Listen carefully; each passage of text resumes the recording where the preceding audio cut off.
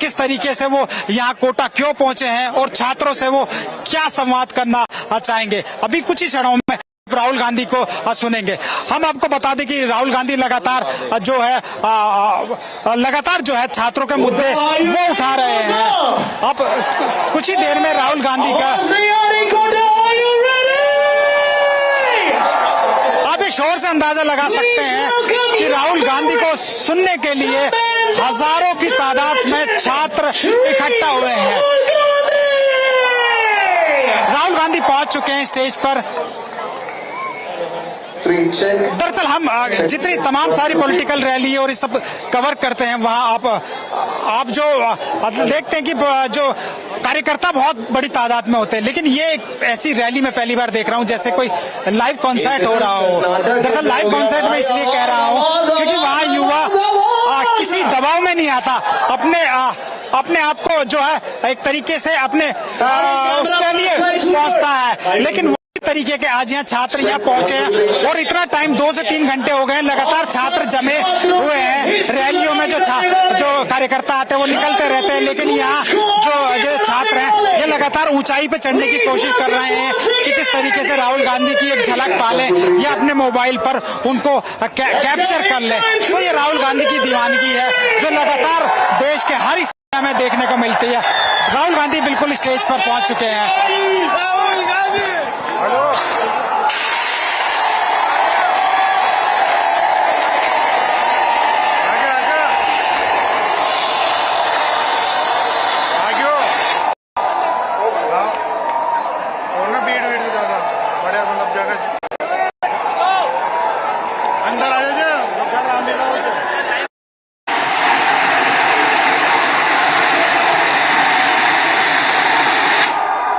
Oh my God.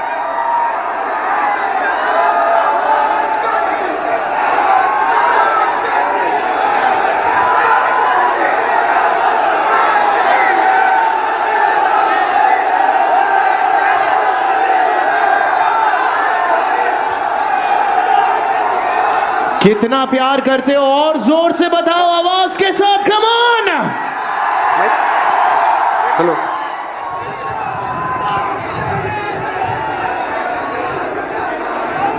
Good evening. How is everybody? All well?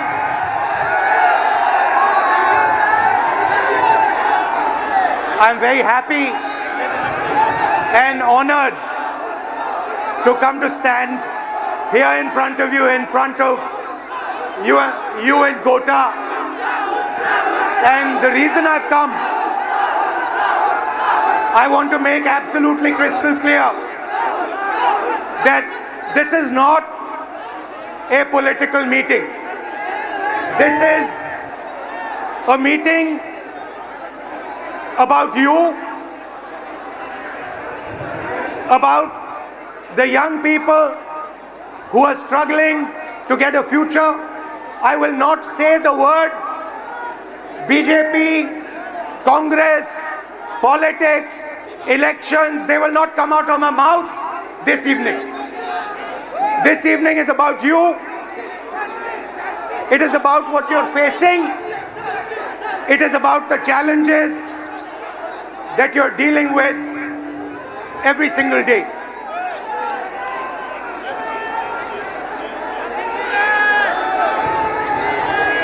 Some time back,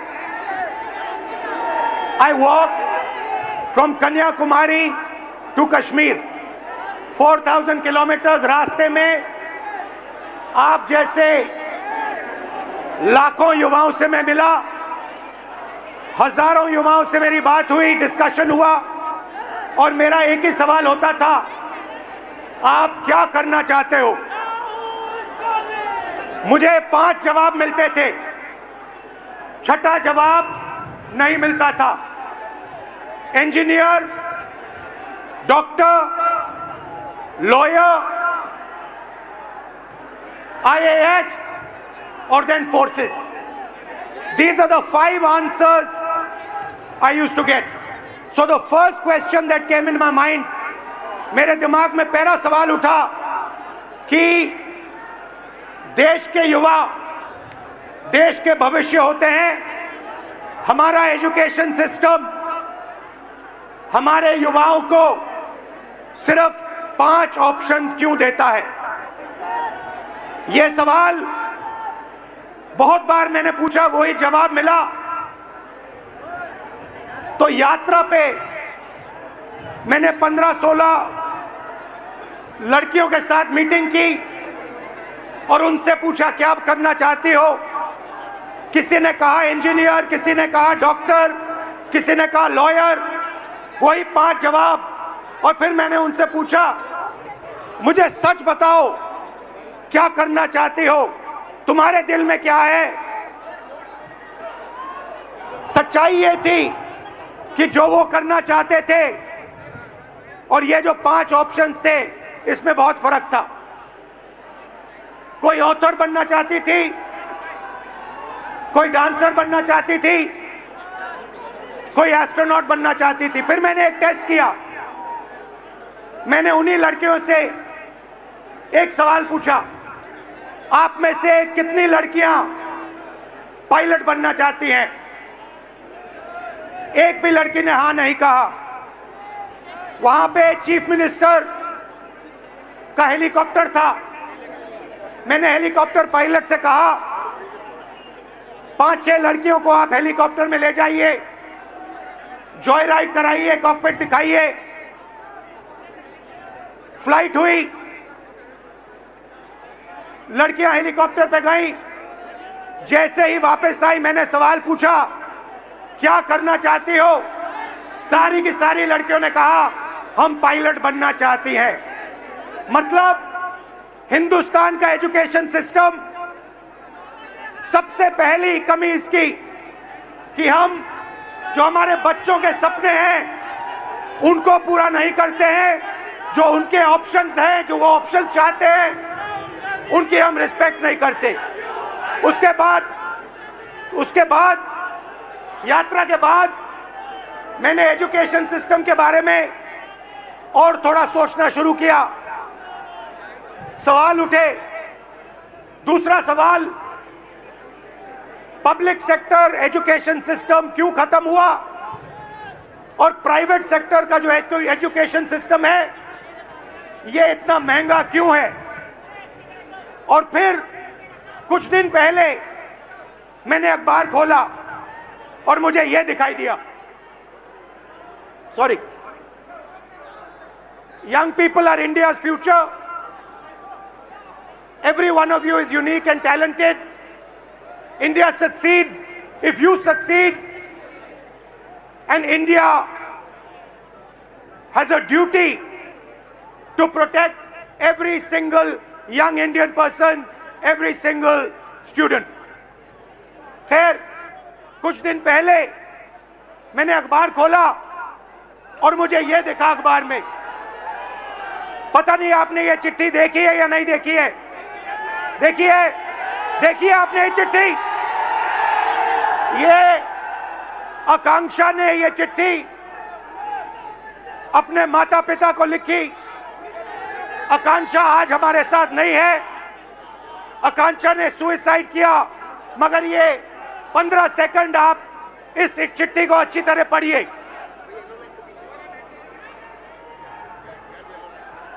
ये आकांक्षा doctor बनना चाहती थी। इनके पिता से कुछ दिन पहले मेरी बात हुई। पैरालाइज्ड हैं, कर्ज लिया। आकांक्षा का नीट का पेपर लीक हुआ और आकांक्षा कहती है, लास्ट लाइन में आपके लिए पढ़ूंगा, सॉरी मम्मी पापा, मैंने सब बर्बाद कर दिया आप दोनों का। मैंने सब बर्बाद कर दिया आप दोनों का। सच्चाई ये है कि ये आकांक्षा की गलती नहीं थी। ये आकांक्षा के माता पिता की गलती नहीं थी। ये एजुकेशन सिस्टम की गलती थी। हिंदुस्तान का एजुकेशन सिस्टम अपने बच्चों को प्रेशराइज करता है स्ट्रेस देता है, दबाता है, कुचलता है, और ये देश के लिए सही नहीं है। मैं चाहता हूं कि हम सब एक साथ मिलकर we work together to ensure that no other student, no student in this crowd, no student in this country ever feels what this young lady felt, ever feels the desire to kill themselves. That is what this meeting is about.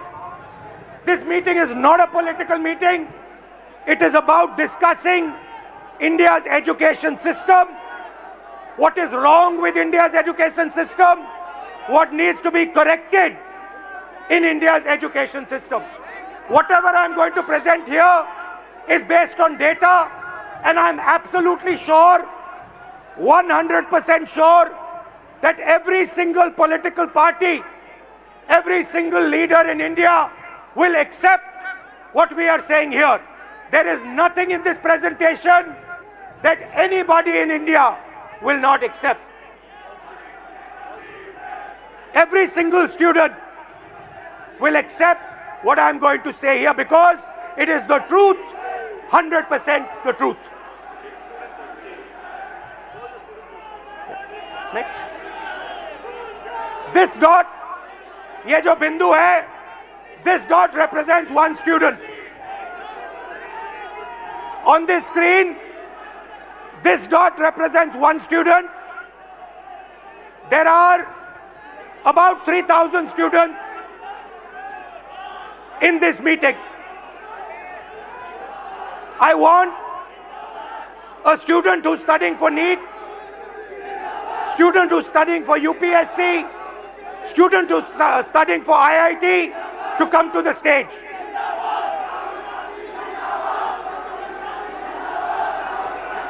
Can you tell them not to do naras? I'll do it right away. How are you? I'm good. Check. Okay. सबसे पहले Is the mic working? सबसे पहले Mic working. एक second sir ने भी एक बड़ी प्यारी सी रिक्वेस्ट की है। एक सेकेंड हमने आने के पहले क्या कहा था? हम पढ़े लिखे स्टूडेंट्स हैं, नारेबाजी करने नहीं आए हैं। देश का फ्यूचर बदलना है तो पहले सुनना पड़ेगा। Listen and then change. अभी कोई नारेबाजी नहीं, सर बात कर रहे, सर कुछ बोलना चाह रहे। अब पहले कुछ बच्चों को बुलाते हैं जो आप ही लोग के बीच में से आए हैं। आपके नजदीक कोई नारेबाजी करे तो बोलो ठीक है भाई 5 मिनट बात करना, अभी रुक जाओ। Let me call upon sir, we have some kids who would like to come up and want to share their stories with you. So ये randomly हमने select किया था, इनका enthusiasm देख के we have Soumya Meena, Sania Gupta, Himanshu Dangi, Hanshvi and Zishan Alam. Please join us on stage, guys. Please join us. Hello. Nice to see you. Thank you, sir. Hello. Nice to see you. What's your name? Soumya. Himanshu. No, I said. Hello, sir. Come. Guys, go ahead, please. Just introduce yourself. Hello, everyone. Myself, Soumya Meena. Hello, everyone. Myself, Soumya Meena, and I'm a JEE aspirant. Hello, I am Sania Gupta and I am preparing for NEET exam. Hello, my name is MD Zishan Alam. I'm preparing for NEET. Hello, my name is Himanshu Dangi और मैं भी आपके जैसे एक NEET aspirant हूँ। Hello, my name is Hansvi and I am a UPSC aspirant. So why NEET? Why did you guys choose NEET? Sir जो NEET है, doctor, सबसे पहली बात तो डॉक्टर एक बहुत बड़ा टर्म है। किसी भी मतलब जैसे अभी कोई बीमार हो गया तो किसी भी एक बंदे की लाइफ हमारे हाथ में होती है। मतलब अभी तो मैं नीट के लिए तैयारी कर रहा हूँ, तो जैसे नीट का पेपर लीक हुआ तो पूरी होप टूट गई है। डॉक्टर बनने के लिए आदमी, कोई भी व्यक्ति इतना मेहनत करेगा, 2-2, 3-3 साल मेहनत करेगा, फिर पेपर देगा वो, और फिर उसको बता दिया जाता है कि तुम्हारा पेपर लीक हो गया और फिर तुम्हें वापस पेपर देना है, तो होप टूट गई। तो आपके अंदर जो भावना थी, आपके अंदर जो भावना थी, लोगों की मदद करने की भावना थी, आप क्यों कर रही हैं? मैं तो जेई कर रही हूँ, हाँ। इंजीनियर।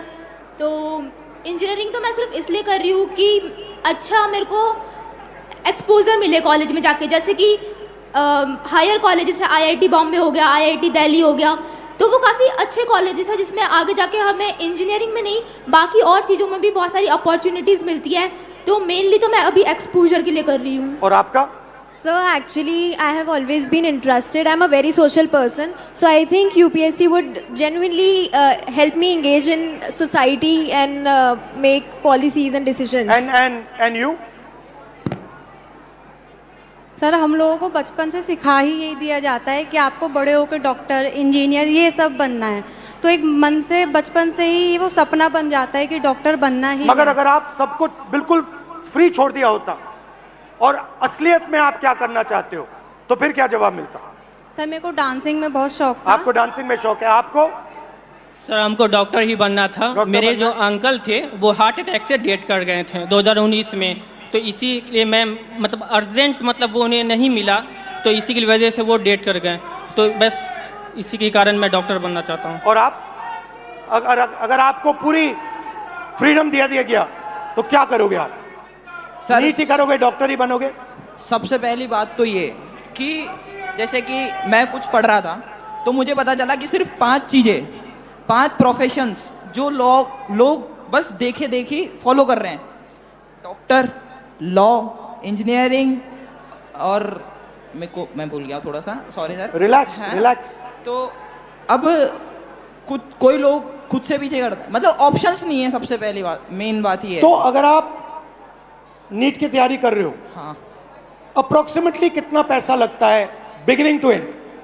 बिगनिंग टू एंड अगर आपको ऑफलाइन अच्छी कोचिंग में तैयारी करनी है, अगर आप 11 से आ रहे हो, मिनिमम 3 लाख रुपए तो कोचिंग फीस है 2 साल की।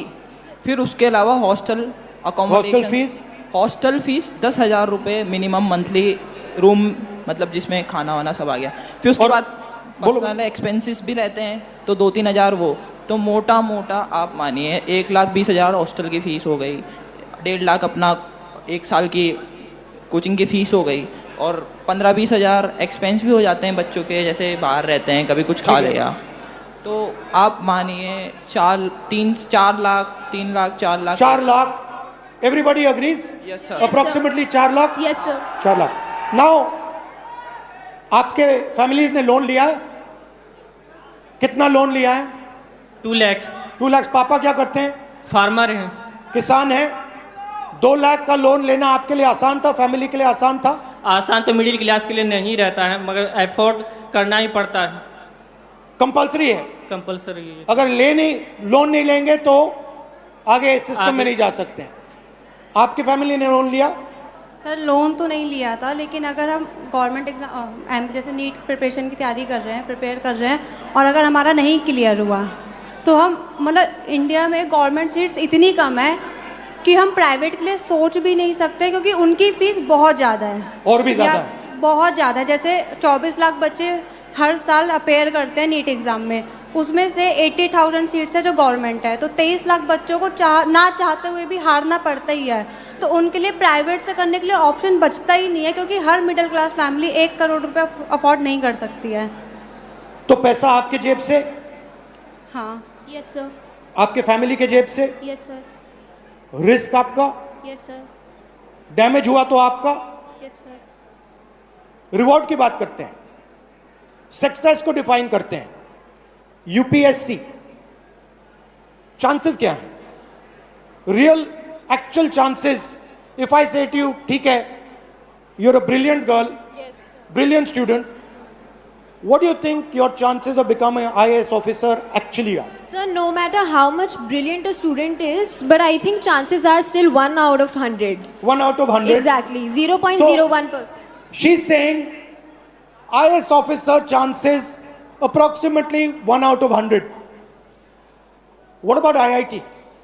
What do you think are the chances? IIT में जाने का क्या चांस है? Sir, 16 lakh students are appearing almost for IIT JEE, and if we consider NIT, triple IT, No, IIT. Because you Okay. want IAS, you want IIT, IIT. you want NEET, doctor. Yes, sir. So IIT, you want to go in there, you want to be an IIT graduate. What are your actual chances? Do you think, what are you actually facing? sir, if we consider only IIT, then there are 0.1 chances. Good Small IITs. chances. Yes, sir. Low chances, okay? Very low And NEET, chances. Sir NEET में 22 लाख बच्चे exam देते हैं और लगभग 1 लाख बच्चों का selection होता है। 1 लाख से कम ही है, 1 लाख तो मैं बता रहा हूँ ज़्यादा। तो सर ये क्या जिम्मेदारी है, ऐसे हम कैसे होगा सर? तो यहाँ पे अप्रोक्सीमेटली 3,000 लोग हैं, अप्रोक्सीमेटली थोड़े ज़्यादा आ गए हैं, बट हमने 3,000 का कैलकुलेट किया था, ठीक है? 3,000 में से IAS के कितने बनेंगे? एक। 3,000 में से वो जो कोने में एक डॉट है ऊपर, 1% out of this whole function, इस पूरे फंक्शन में से एक व्यक्ति, सिर्फ एक व्यक्ति IAS में जा सकता है। इस पूरी भीड़ में से IIT में कितने जाएंगे? सर, IIT में भी ज्यादा सीटें तो नहीं है, एक 30। या 2 इस पूरी भीड़ में से, जा सकते हैं। इस पूरी की पूरी भीड़ में से 30 लोग, सिर्फ 30 लोग, मतलब यहां पे जो खड़े हैं वो IIT में जाएंगे। और नीट का दिखा दीजिए, 180 लोग, 3,000 में से, इस पूरी भीड़ में से 180 लोग नीट में डॉक्टर बनेंगे। These are the odds you are actually facing. You are facing 1 in 3,000. You are facing 30 in 3,000. You are facing 180 in 3,000. And this group of people, these are the best that we have. So you are not competing with ineffective, incompetent people. You are competing with the best in the country, and these are your odds. I think this is a crime. I think this is an insult to every single young person in this country. These are not the odds that our young people should be facing. You are very brave. You are very strong. That's a different matter. But this is stressful, this is unfair, and this is brutal. The Indian education system is a rejection system. It is not a selection system. That is the fact that we are facing. Right? Do you agree with this? Yes, sir. Now, I don't mean to discourage you, because you should dream. And I'm pretty sure that you will succeed. Right? But what I want to tell this country is that you are facing extremely difficult odds. That is why we had the tragedy that we had.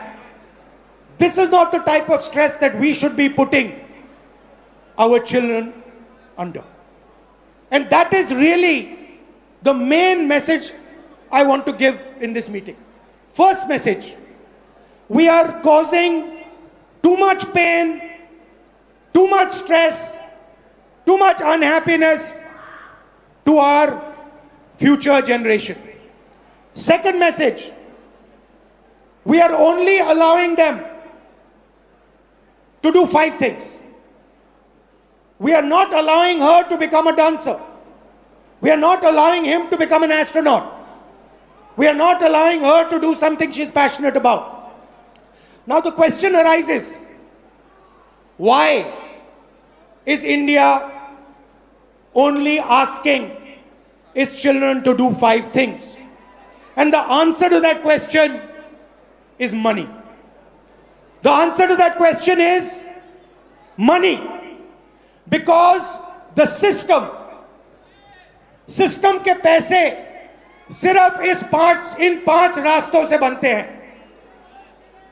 यह मैं आपको NEET का उदाहरण देना चाहता हूं. देखिए इसको. आप ये नीट का एग्जाम ले रहे हो. थोड़ा इस साइड आ जाओ so crowd can see. This is the NEET exam. And this figure is an insult to this country. This is a crime. Now let me explain. मैं समझाता हूं ये क्या है. इसको आप समझिए. नीट में 22 लाख स्टूडेंट्स एग्जाम लेते हैं. 22 लाख स्टूडेंट्स एग्जाम लेते हैं नीट का. उनकी फैमिलीज में से, आपकी फैमिली में से 1.32 लाख करोड़ रुपए हर साल लिए जाते हैं. 1,32,000 करोड़ रुपए 22 लाख परिवारों के जेब में से खींचा जाता है.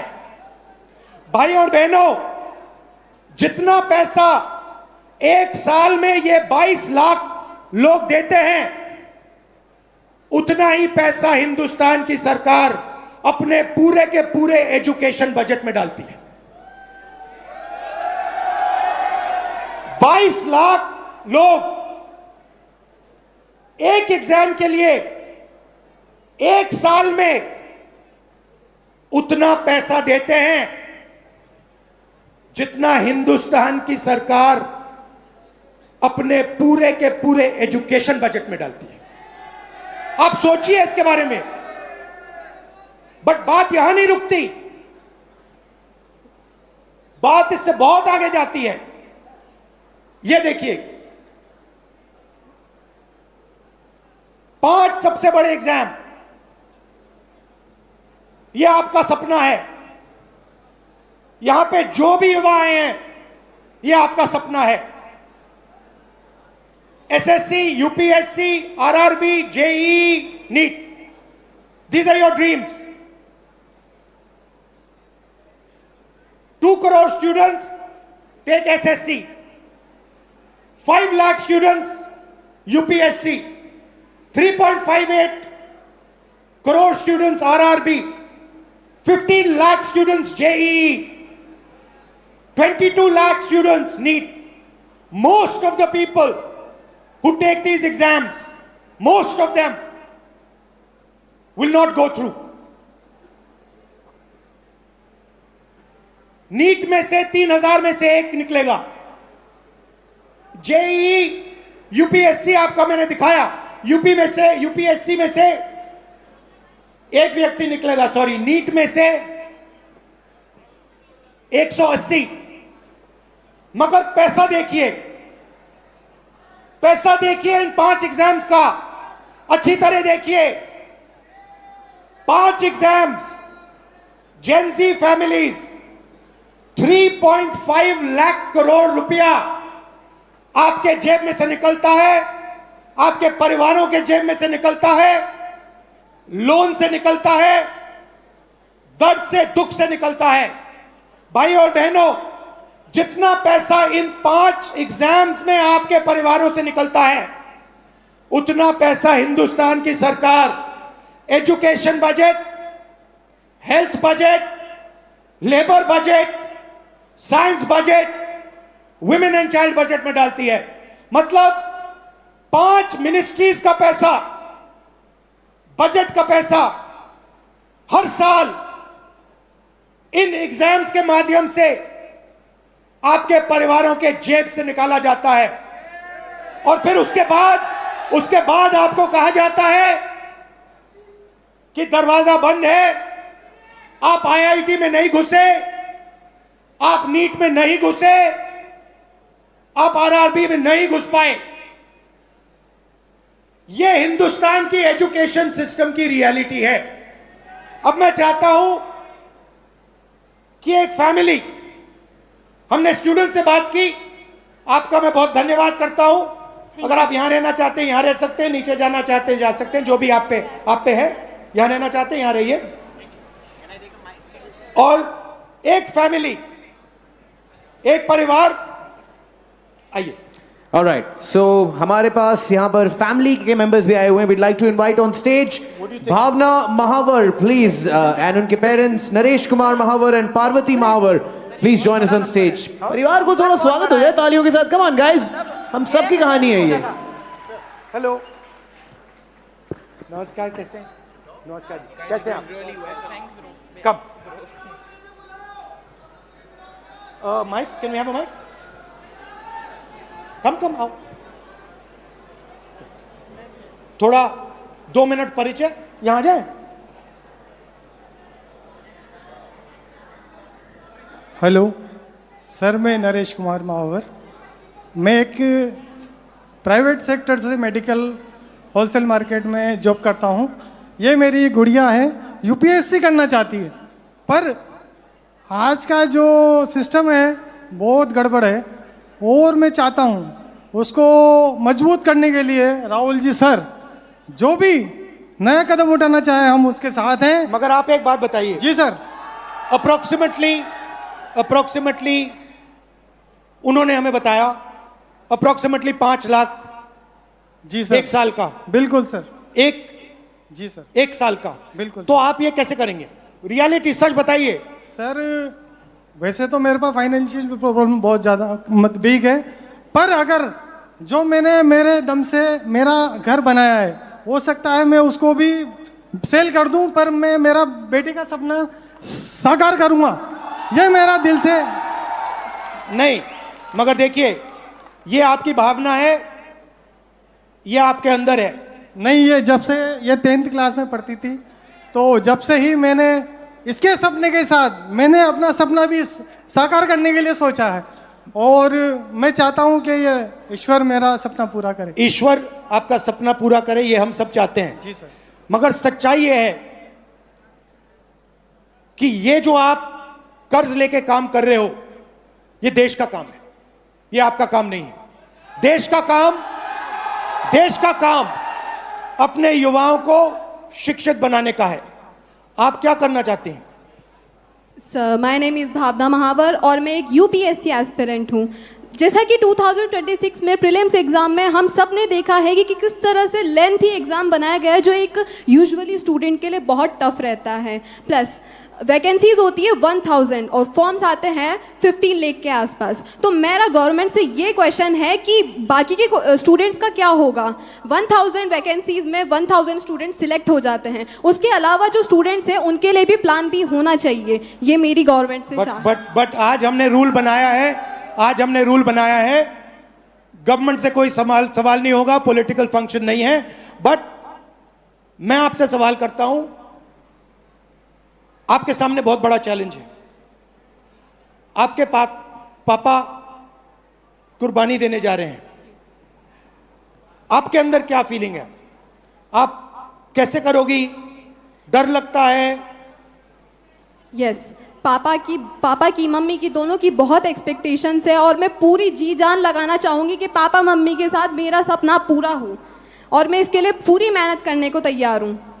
बट डर लगता है आपको? कभी डर लगता है, क्योंकि ये जो फ्रॉड्स हो रहे हैं। आज मैंने यूपीएससी का एग्जाम देखा। एक स्टूडेंट जब प्रिपरेशन करता है तो एक पैटर्न होता है, एक सिलेबस होता है, उस हिसाब से प्रिपरेशन करता है। लेकिन अगर रिसेंटली उसका पैटर्न चेंज कर दिया जाए तो स्टूडेंट क्या करेगा? 50 to 56 पेजेस का पेपर होता है, जो 3 आवर्स में करना पॉसिबल नहीं होता है। वैसे ही वैकेंसीज लिमिटेड होती है, तो इसके अलावा स्टूडेंट्स क्या करें फिर? सीट्स लिमिटेड है और पैटर्न इस टाइप के बनाए जा रहे हैं। इस फ्रॉड में स्टूडेंट्स कहाँ जाए? बाकी बचे स्टूडेंट्स का क्या होगा? इसको बदलना चाहिए। ये जो स्ट्रक्चर है, जो सिस्टम है, ये जो प्राइवेटाइज्ड पैसे खींचने का सिस्टम है, 5 एग्जाम्स में आपकी फैमिली जैसी फैमिलीज 5 मिनिस्ट्री के बजट से ज्यादा पैसा देती हैं, इसको बदलना चाहिए। जी बिल्कुल बदलना चाहिए। यही हम सबका लक्ष्य है, आपका भी है, हमारा भी है, इनका भी है। आप कुछ कहना चाहती हैं? जी सर, मैं ये कहना चाहती हूँ, मेरा नाम पार्वती महावर है। हर माँ बाप जब बच्चा पैदा होता है तब से हर माँ बाप सपना देखते हैं कि उसका बच्चा पढ़ेगा लिखेगा, उसके खुद के भविष्य के साथ साथ वो भी हमारी आर्थिक स्थिति को ठीक करेगा। लेकिन जो आजकल फ्रॉड देखने को मिल रहे हैं तो उससे बहुत डर लगने लग गया है। कुछ बच्चे सुसाइड कर लेते हैं, बहुत से केस देखने को मिलते हैं। आज हमारे अंदर इतना डर है कि बच्चा डिप्रेशन में आके कुछ कर ना ले, तो रात को हम उठ उठ के देखते हैं बच्चे को, मतलब इतनी कच्ची नींद में सोते हैं कि 2-3 बार तो जाके देखना ही है कि बच्चा ठीक तो है ना। तो हमारी तरह हर पेरेंट्स के अंदर ये डर बना हुआ है। तो मैं गवर्नमेंट से रिक्वेस्ट करूँगी कि ये ना वो हमारी बात को सुने और जो भी समाधान हो उसे निकालें। बहुत बहुत धन्यवाद। Thank you sir. बहुत अच्छा लगा आपसे मिलकर। Thank you. Thank you sir. बहुत अच्छा लगा। नमस्कार।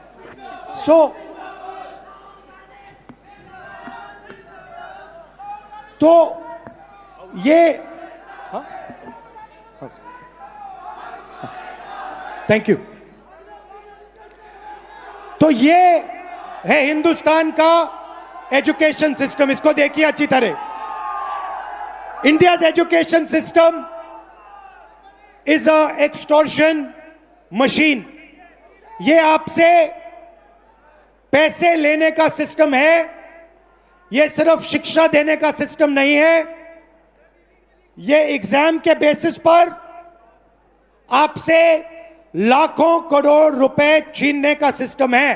थोड़ा सा मैं आपको इसके बारे में बताता हूं। यहां पे सारे के सारे लोग इस सिस्टम से निकले हैं। Public schools, public sector education Hindustan में ना के बराबर है, खत्म कर दिया गया है। वहां पे आपको टूटा हुआ पब्लिक स्कूल दिख रहा है। यहां पे प्राइवेट स्कूल है। आप प्राइवेट स्कूल में गए, आपको प्राइवेट स्कूल ने कहा कि देखिए हम ठीक से अपना काम नहीं कर सकते हैं, आपको ट्यूशन की जरूरत होगी। प्राइवेट स्कूल में आपने पैसा दिया, ट्यूशन में आपने पैसा दिया, और फिर एग्जाम्स आए, सीबीएसई एग्जाम हुआ। आपने अभी देखा होगा सीबीएसई एग्जाम में करेक्शंस में प्रॉब्लम्स आई। उसके बाद आप आगे बढ़े, कॉलेज की ओर गए, कॉलेज में फिर से रीवैल्यूएशन हुआ। कॉलेज में आप गए, कॉलेज आपसे कहता है ठहरिए, हम अपना काम ठीक से नहीं कर सकते हैं, आपको कोचिंग की जरूरत होगी। आपसे पैसा फिर से कॉलेज जाने में लगता है, कोचिंग देने में लगता है, स्कूल में यूनिफॉर्म बनाने में लगता है, हॉस्टल का लगता है, और फिर आप आते हैं सबसे बड़ी दीवार के सामने। 5 एग्जाम, लाखों लाखों करोड़ रुपए आपके जेब से खींचा जाता है, आपके परिवारों के जेब से खींचा जाता है। प्रॉमिस क्या है? प्रॉमिस है 5 लाख रुपए दो, 10 लाख रुपए दो, एग्जाम करो और हम आपको रोजगार देंगे। प्रैक्टिकल बात है। आज स्टेज पे जो लोग आए वो अपने बच्चों को आईआईटी, आईएएस, आईपीएस क्यों भेजना चाहते हैं, इंजीनियर क्यों बनाना चाहते हैं? रोजगार के लिए, कि स्टेबल जॉब मिले, बेरोजगार ना हो। माता पिता ने कहा हम चाहते हैं कि हमारी भी देखभाल बच्चे कर पाए। तो ये एक प्रकार का कॉन्ट्रैक्ट है। हिंदुस्तान का एजुकेशन सिस्टम आपसे कह रहा है school, college, uniform, tuition, books, ये सब आप दोगे, लाखों करोड़ रुपए आपके जेब से निकलेगा, और फिर आपको हम स्किल्स देंगे और रोजगार देंगे। अब आते हैं रोजगार की सच्चाई पर। रोजगार की रियलिटी क्या है ये देखिए। इस सिस्टम में, और इस बात को अच्छी तरह समझिए, इस सिस्टम में अगर 1000 बच्चे जाते हैं, घुसते हैं, तो 1000 में से सिर्फ 12 बच्चों को, अच्छी तरह सुनिए, 1000 बच्चों में से सिर्फ 12 बच्चों को रोजगार, सैलरीड रोजगार मिलता है। 1000 में से 12 मतलब इस भीड़ में 36 लोगों को, सिर्फ 36 लोगों को परमानेंट जॉब मिलेगा। दूसरे नंबर देखिए, तकरीबन 300 लोग बेरोजगार रहेंगे, वो काम नहीं करेंगे, उनके लिए कर्जा, नशा, ये लाइन है।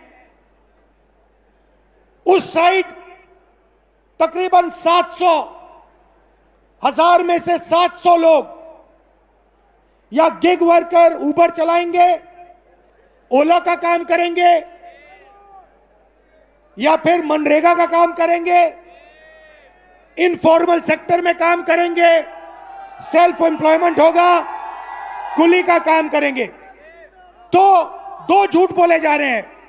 पहला झूठ कि ये शिक्षा का सिस्टम है, ये शिक्षा का सिस्टम नहीं है, ये एक्सटॉर्शन का, पैसे लेने का सिस्टम है। और दूसरा झूठ, शिक्षा के बाद आपको रोजगार मिलेगा, नहीं मिलेगा। 1000 में से 12, इस भीड़ में से 36 लोगों को, सिर्फ 36 लोगों को ग्रेजुएट सैलरीड जॉब मिलेगा। और ये सुनिए, सबसे मजेदार आंकड़ा सुनिए, यहां पे आईआईटी जो ग्रेजुएट्स आए, सॉरी जो आईआईटी का एग्जाम ले रहे हैं, ये सुनिए, हिंदुस्तान में 100 इंजीनियर्स में से आज, अगर हिंदुस्तान में से इंजीनियर्स को आप देखें तो 100 इंजीनियर्स में से 80 इंजीनियर्स बेरोजगार हैं। तो हमारा कहना क्या है, हम अभी आज राजनीति की बात नहीं कर रहा हूं, मैं हिंदुस्तान के भविष्य की बात कर रहा हूं, आपके भविष्य की बात कर रहा हूं, आपके फ्यूचर की बात कर रहा हूं, देश के फ्यूचर की बात कर रहा हूं। हमें इस सिस्टम को बदलना होगा, हमें इस सिस्टम को बदलना होगा और इस सिस्टम को ठीक करना होगा। शिक्षा के सिस्टम का क्या मतलब होता है? The education system we want allows you, every single Indian, to dream big. जो भी आपका सपना है, बड़ा से बड़ा सपना, वो आपको देखना चाहिए। एजुकेशन सिस्टम का दूसरा काम, जो भी आपका सपना है उसे पूरा करने का काम हिंदुस्तान के एजुकेशन सिस्टम का होना चाहिए। और तीसरी बात, सबसे जरूरी बात, आपका सपना पूरा करना मगर लोएस्ट कॉस्ट पे, बिना आपके जेब से लाखों करोड़ रुपए छीनने के से करना चाहिए। ऐसा सिस्टम हम चाहते हैं, इसलिए हमने ये पहली मीटिंग की है। आपका मैं दिल से धन्यवाद करना चाहता हूं, आपके सुझाव चाहता हूं, आपके ओपिनियन चाहता हूं, आपका इनपुट चाहता हूं। ये मूवमेंट है, इसकी शुरुआत है, आप मूवमेंट को ज्वाइन कीजिए, हमें बताइए किस प्रकार से हम इस सिस्टम को बदलें, क्या आपका ओपिनियन है, क्या रास्ता हिंदुस्तान को लेना चाहिए। दिल से आपका धन्यवाद कहना चाहता हूं और फिर से याद दिलाना चाहता हूं, एजुकेशन सिस्टम हिंदुस्तान के सबसे गरीब मिडिल क्लास लोग से एक एग्जाम के लिए उतना पैसा छीनता है जितना एजुकेशन बजट है, और 5 एग्जाम्स के लिए उतना पैसा छीनता है जितनी 5 बड़ी मिनिस्ट्रियों को बजट मिलता है। ये शर्मदायक है और इसको बदलना होगा। आप सबको दिल से बहुत बहुत धन्यवाद। नमस्कार, जय Hind. I'd like to thank everybody, especially Kota. Kota is the nervous system of India, education system. I'm proud of everyone who works in Kota. I'm proud of all the students. I wish you all the best. I hope you do really well in life. Thank you very much for having me. Namaskar. Thank you, sir. Thank you, sir. Thank you, sir. But before you leave, sir, before you leave, first of all, एक बार जोरदार तालियां हो जाए, आवाज हो जाए sir के लिए, come on. सर, छोटी सी गुस्ताखी करेंगे। हम यूथ हैं, हमारी आप जानते डिमांड से थोड़ी ज्यादा ही होती है, थोड़ी सी ज्यादा है कि नहीं, बनता है कि नहीं अपना। सर, जाने के पहले अगर हम सबके साथ एक सेल्फी हो जाती तो मजा ही आ जाता सर। या एक सेल्फी अगर हो जाती। सर, आप पहले ले लीजिए। Oh, thank you sir. Okay everyone, let's go.